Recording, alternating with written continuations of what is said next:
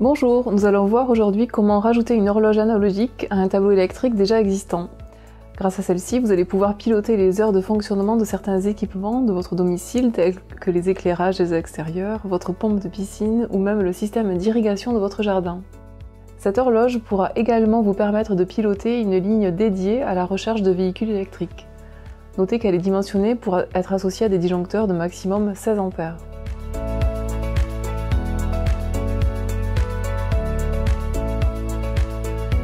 Intéressons-nous maintenant au raccordement. Assurez-vous d'avoir bien coupé l'alimentation de votre tableau électrique. Identifiez dans un premier temps le disjoncteur qui est associé à l'équipement que vous souhaitez piloter, dans notre exemple, le disjoncteur associé au système d'irrigation de notre jardin. Au lieu de raccorder la phase et le neutre de votre équipement directement au disjoncteur associé, vous allez venir intercaler cette horloge qui pilotera désormais le fonctionnement de votre équipement. Il faudra suivre le schéma de câblage que vous trouverez sur la notice de votre horloge. Son montage est très simple. Nous vous suggérons d'installer l'horloge en bout de rail, complètement à droite, afin de laisser le peigne de raccordement disponible libre pour de futurs disjoncteurs ou autres composants. Connectez le neutre de votre équipement au neutre de l'horloge, qui à son tour sera connecté au neutre du disjoncteur de protection associé. Le fil de phase de l'équipement doit être raccordé à la borne 2 de l'horloge.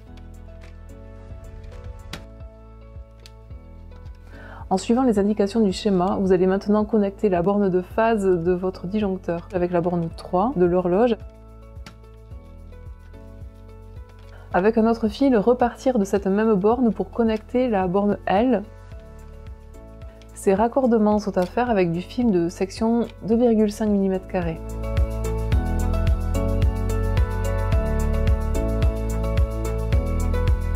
Passons maintenant à la programmation de l'horloge. Levez le couvercle transparent. Tournez l'aiguille des minutes de l'horloge de façon à régler l'heure du moment.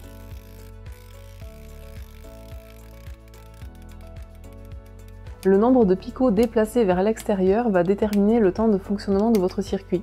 Il vous faut savoir que chaque picot va correspondre à une durée de fonctionnement de votre appareil de 15 minutes.